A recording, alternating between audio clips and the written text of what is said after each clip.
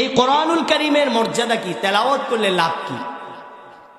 আল্লাহ নবী বিশ্ব নবী বলেন, قال رسول الله صلى الله عليه وسلم خيركم من تعلم القرآن وعلمه।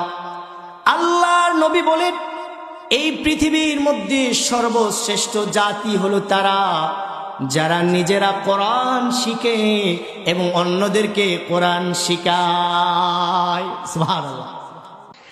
আল্লাহর নবী বলেন, قال رسول الله صلى الله عليه وسلم يقال لصاحب القرآن اقرأ وارتقي ورتل كما كنت ترتل في الدنيا فإن منزلتك عند آخر آية تقرأها।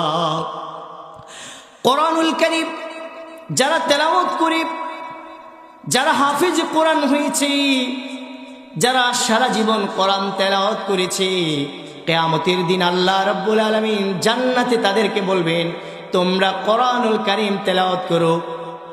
যেইভাবে দুনিয়াতে তোমরা ধীরে ধীরে কোরআনুল কারীম তেলাওয়াত করতে, আজকেও তোমরা এইভাবে কোরআন তেলাওয়াত করো আর এক একটি আয়াত পড়ো আর জান্নাতের এক একটি সিঁড়ি উপরে উঠতে থাকো।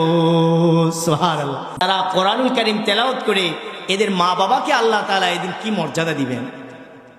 আল্লাহ নবী বলেন, قال رسول الله صلى الله عليه وسلم من قرأ القرآن وعمل بما فيه ألبس والده تاجا يوم القيامة ضوءه أحسن من ضوء الشمس في بيوت الدنيا لو كانت فيكم فما ظنكم بالذي عمل بهذا।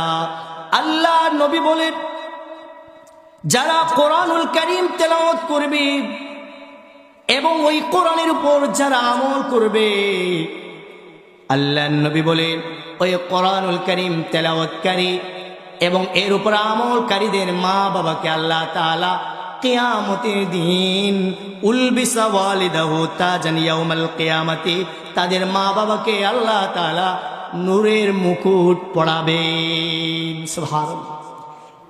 ওই সময় হাসরের মাঠে অন্য লোকেরা বলবে, আজকে যাদের মাথায় নূরের মুকুট পরানো হয়েছে এরা কারা? তারা জিজ্ঞাসা করবে, আল্লাহ আজকে যাদেরকে নূরের মুকুট পরানো হয়েছে তারা কি কোনো নবী? বলবেন না, তারা নবী নয়। তারা জিজ্ঞাসা করবে, তাহলে তারা কি কোনো শহীদ? বলবেন না, না তারা কোনো শহীদ নয়। বলবেন, তাহলে তারা কি আল্লাহর কোনো ওলি? বলবেন না, না তারা আল্লাহর কোনো ওলি নয়।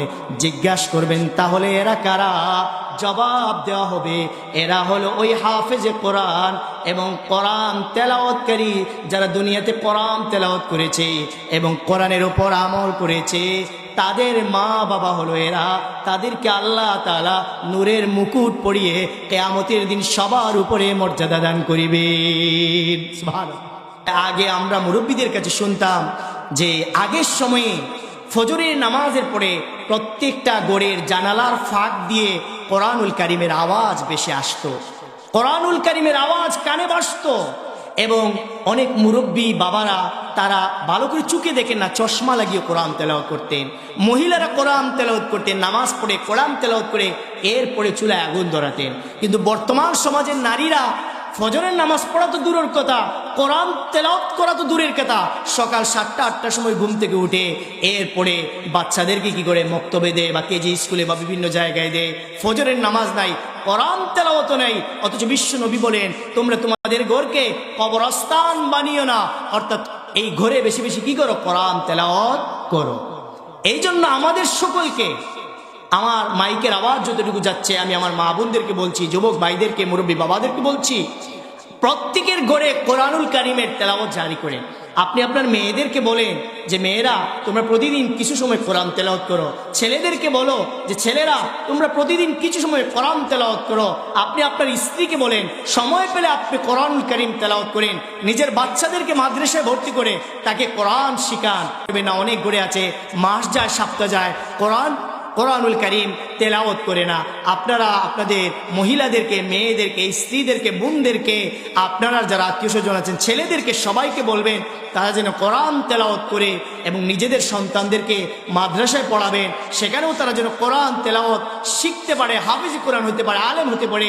যদি আপনি একজন হাফিজের বাবা হতে পারে, যদি আপনি যদি আলেমের বাবা হতে পারে, আপনার কতটুকু মর্যাদা আল্লাহর কাছে থাকবে যে আল্লাহ তাআলা সন্তানকে মর্যাদা দেওয়ার সাথে সাথে আপনার সন্তান আপনাকে সুপারিশ করে জান্নাতে নিয়ে যাবে। আপনার সন্তানের কারণে কিয়ামতের দিন আপনার মাথায় নূরের মুকুট পরানো হবে। এর চার ভাগ্যের বিষয় কি হতে পারে যে সন্তানকে হাফেজ এবং আলেম বানালে আপনি যখন ইন্তেকাল করবেন, আপনার লাশটা সামনে রেখে আপনার সন্তান যদি জানাজার নামাজটা পড়ায়, এর চার বড় কি হতে পারে? আপনি ইন্তেকাল করার পরে আপনার সন্তান যদি আপনার কবরের পাশে থেকে যদি চোখের পানি ছেড়ে যদি কবর জিয়ারত করে, সূরা ইয়াসিন তেলাওয়াত করে, সূরা ইখলাস পড়ে, সূরা ফাতিহা পড়ে, আর চোখের পানি ছেড়ে ছেড়ে যদি বলে রব্বির রহমহুমা কামা রব্বায়ানি সগীরা, এই দোয়া যদি আপনার সন্তান করে আর চোখের পানি ছেড়ে ছেড়ে আপনি বাবার জন্য যদি কাঁদে, আল্লাহ রাব্বুল আলামিন বলেন ওই সন্তান কাদার কারণে আর ওই সন্তান নেক আমল করার কারণে এর সবটুকু আল্লাহ তাআলা বাবার রুহের মধ্যে পৌঁছায় দিবেন আর কবরের আযাবগুলো মাফ করে দিবেন। সুবহানাল্লাহ।